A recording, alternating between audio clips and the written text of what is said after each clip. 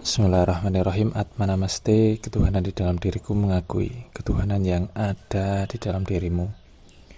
Salam rahayu, rahayu untuk semua saudaraku, kiranya diri dan keluargamu selalu diberikan sinar, cinta dan kuasa ilahi.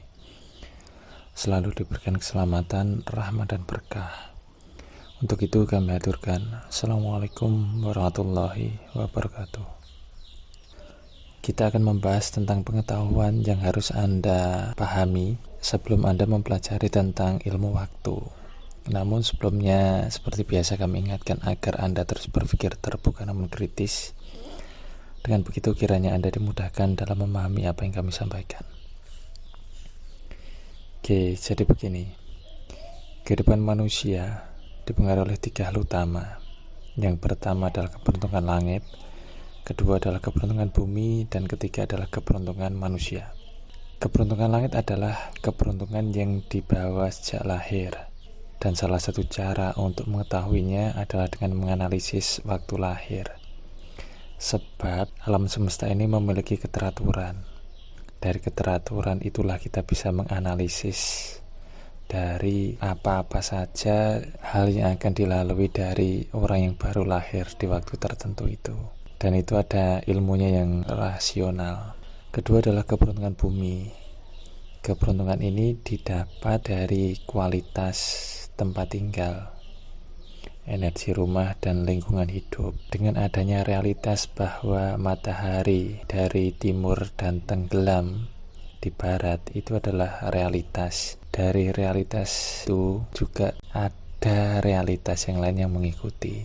Kenapa kok utara itu berelemen air, kenapa selatan itu berelemen api, itu ada penjelasannya. Pengetahuan dan ilmu terkait dengan ruang, dengan tempat ini juga memiliki disiplin ilmunya tersendiri. Kemudian yang ketiga adalah keberuntungan manusia, keberuntungan yang didapat dari perbuatan manusia itu sendiri. Sebab jelas semesta memiliki hukum sebab akibat, hukum menabur dan menuai.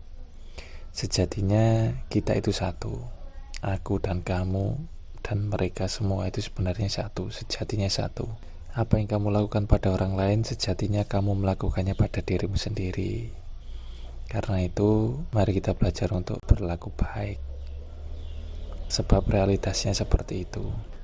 Nah, ketiga hal ini adalah 3 hal utama yang mempengaruhi kehidupan manusia. Jadi tidak hanya salah satu, tidak hanya perbuatannya saja, tidak hanya tempat tinggalnya saja, dan tentu tidak hanya waktu lahirnya saja. Pahami hal ini dengan baik, dengan bijak. Kalau dianalogikan pada tanaman, maka keberuntungan langit itu adalah waktu tanam. Keberuntungan bumi adalah lahan tanam. Keberuntungan manusia itu perawatannya. Dan satu lagi, jenis tanaman itu adalah nasab atau jalur leluhur. Jadi misalkan Anda pertama itu harus dilihat orang tua Anda itu bagaimana. Pasti beliau itu menurunkan secara fisik, menurunkan gen dan seterusnya itu. Kemudian secara energi pun juga demikian. Itu adalah jenis tanaman. Kira-kira misalkan Anda jenis tanaman padi, maka Anda harus menjadi padi yang sebenarnya. Dan jangan menilai padi dengan misalkan tanaman kayu jati, pohon jati, ataupun dengan pohon-pohon yang lain. Maka peran hidupnya itu berbeda dan juga perjalanan hidupnya itu berbeda, goalnya berbeda. Kemudian setelah mengidentifikasi tentang jenis tanaman, maka Anda harus tahu kapan waktu menanam yang tepat. Misalkan padi itu tentu beda ketika kita menanam di waktu kemarau dan di waktu penghujan. Kemudian setelah tahu tentang waktu tanamnya ini, maka Anda juga harus tahu lahan tanam. Apakah ini banyak unsur haranya, apakah ini subur ataukah ini tidak, ataukah ini banyak batunya. Nah, ketika kita tahu tentang jenis tanaman, kita tahu waktu tanam yang paling baik. Kemudian kita memilih lahan yang tepat agar tumbuhnya nanti bisa maksimal. Maka selanjutnya Anda harus tahu perawatannya, apa yang perlu untuk dilakukan. Dari kombinasi inilah setiap diri itu akan terus tumbuh dan menjalani, mengalami, dan mencapai goal atau hasil bagaimana itu dipengaruhi oleh keempat hal ini. Karena itu mutlak bahwa kita harus mengenali diri. Kamu harus terus-menerus mengenali dirimu, dan juga kamu harus terus-menerus mengenali orang-orang di sekelilingmu, termasuk yang paling utama adalah dalam lingkup keluargamu, pasanganmu, dan juga anak-anakmu. Jangan memaksakan mereka, anakmu misalkan, untuk menjadi apa yang kamu inginkan. Sebab bisa jadi mereka itu memiliki identitas dan peran hidup yang berbeda. Yang perlu kita lakukan secara terus-menerus adalah belajar sekaligus menempatkan orang-orang di sekeliling kita itu pada tempatnya masing-masing, sehingga mereka semua dapat selaras dengan sistem alam ini, kemudian dapat selamat. Itu yang kita upayakan.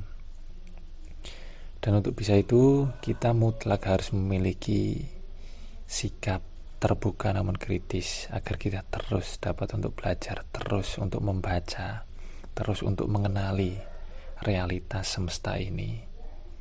Jadi terus gunakan kecerdasanmu, gunakan akalmu, gunakan hatimu untuk merasa, gunakan nafasmu, hasratmu untuk berkeinginan dan terus untuk tumbuh, dan gunakan fisikmu untuk melakukan amal soleh, melakukan perbuatan baik.